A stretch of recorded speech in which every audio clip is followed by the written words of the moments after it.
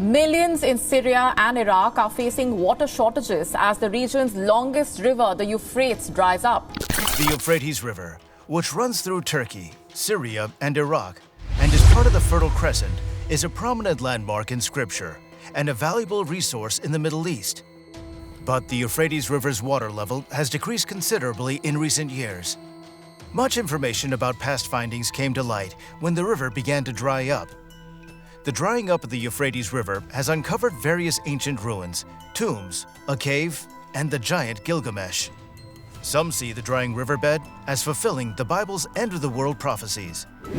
So, what discoveries have come to light by the drying up of the Euphrates River? And what significance does the discovery of Gilgamesh have in rewriting human history? Let's find out together. Together with its twin river, the Tigris, the Euphrates is one of the world's longest rivers. These rivers flow around an area known historically as Mesopotamia, or land between two rivers.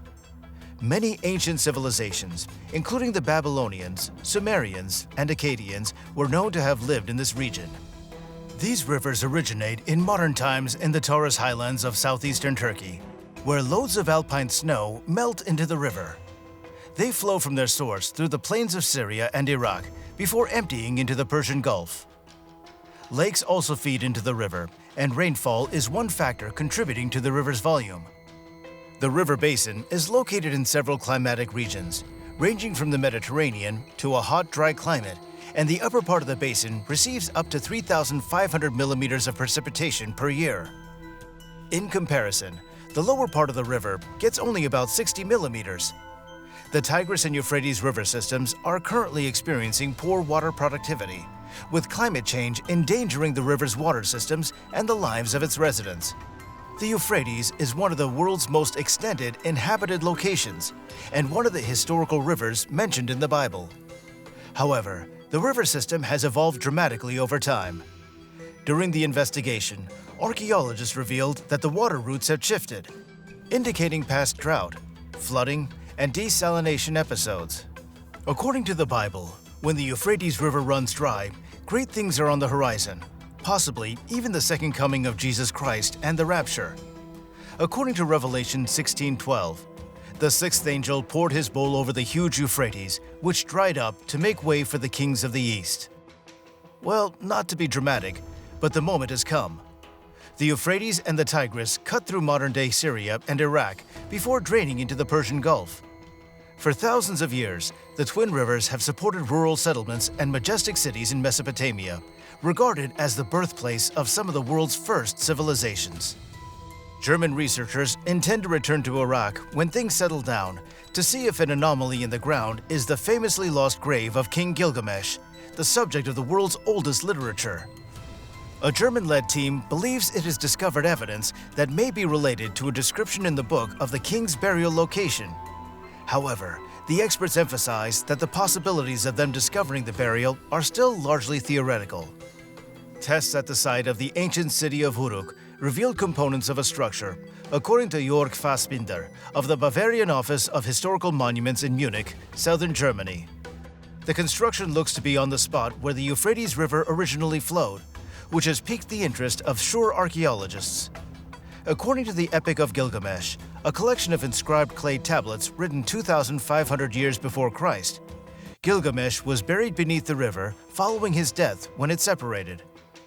Back in 2003, archaeologists in Iraq claimed to have located the lost tomb of Gilgamesh, king of the ancient Sumerian city of Uruk and the subject of history's first documented narrative.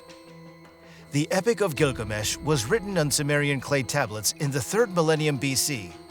The narrative commemorates the life of Uruk's monarch during the period, which was about the middle of the 27th century BC. Uruk was one of the area's most powerful and long-lasting ancient cities. Although this assertion is debatable, modern Iraq may have gotten its name from the city. The German-led expedition reported discovering what was assumed to be the entire city of Uruk, including the famed king's final burial place, which the waters of the Euphrates would have encircled before the river changed course. According to the narrative, Gilgamesh is said to have been buried under the Euphrates in a tomb built when the waters of the old river split after his death, which is documented on a set of engraved clay tablets. Gilgamesh was a demigod who reigned over the world. He launched wars against his adversaries and occasionally acted as a tyrant to his people. That was not unexpected, given his godlike power and ability to accomplish pretty much whatever he desired. According to the Epic of Gilgamesh, the gods finally listened to the laments of Gilgamesh's people, who had to live in terror of their all-powerful king and desired a rescuer. So Anu, the god's monarch, created Enkidu, a wild man who would challenge Gilgamesh to a strength match out of clay and his spit. It was pretty epic when Gilgamesh and Enkidu finally clashed, and their combat lasted days. Eventually, Gilgamesh managed to prevail, and despite the victory, he was supposedly so inspired by Enkidu that they became friends. When Enkidu was ultimately killed, Gilgamesh was so overcome with grief that he essentially became a philosopher. The loss of his body drove him to ponder the meaning of life and the worth of all human achievements, because we would all die someday. Gilgamesh became a better person as a result of Enkidu's death. He threw down his pride and embarked on an epic quest to discover the meaning of existence and maybe conquer death. For many years, everyone assumed that the Epic of Gilgamesh was a literary notion and that the ancient king did not exist. The finding of Fassbinder, however, altered everything. Interestingly, the team of explorers discovered more than 100,000 hectares of land and property, many of which were detailed in the Epic of Gilgamesh, according to Fassbinder. He also stated that they discovered Babylonian houses and properties dispersed over the region, all of which had been buried beneath for thousands of years. So, where are the bodies now? Surprisingly, this is the point where the tale becomes quiet. Fassbinder and his crew claim to have discovered Gilgamesh and incontrovertible proof that the entire epic was true. But what happened to all of it? The Iraq War cover-up. One popular belief holds that excavations at the site were halted due to the Iraq War. According to some experts, the war in Iraq began around a month after Fassbinder and his crew initially visited the country and located the tomb. So they didn't have enough time to explore it and collect what they uncovered. And when the fight in Iraq erupted, most of the artifacts were destroyed. According to conspiracy theorists, the entire reason why the US government initiated the Iraq War in the first place was to swoop in and clear the whole of the archaeological site, leading us to the super soldier theory. Another argument is that those objects were discovered, but the US government and global elite kept them hidden from us. Some say that the government is conducting DNA testing on the body to resurrect the breed of giants that once roamed the earth, or at the absolute least, determine whether they may be crossbred with humans. However, some people first thought Nimrod was Gilgamesh. Both guys were quite arrogant and looked to have a grudge against God at the time. Their deaths were both mysterious. No one knows precisely how Gilgamesh died, nor do we know how Nimrod perished. Given their similarities and powerful physiques, there's a case to be made that Nimrod and Gilgamesh were the same person, or that Nimrod heavily influenced the person who penned the Epic of Gilgamesh. Could that be Nimrod's tomb? So the issue arises, does the tombstone discovered in 2003 belong to Nimrod? Well, it's not likely, but there is some credence to the truth. Aside from this tomb, additional significant finds were uncovered due to the Euphrates River drying up. Hundreds of Syriac Christian monasteries and cemeteries around the Euphrates River can be found.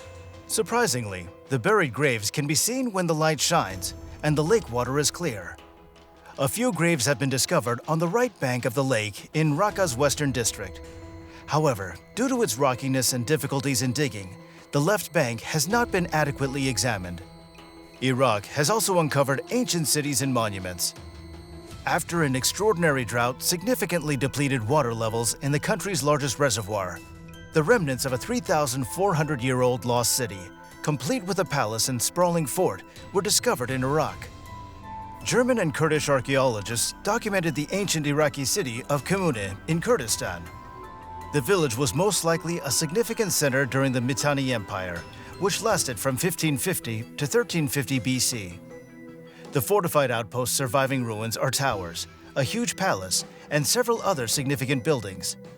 Experts believe the hamlet is the ancient city of Zakhihu, once a bustling political center in the region. With this, we come to the end of today's video. Please share your ideas in the comments section below.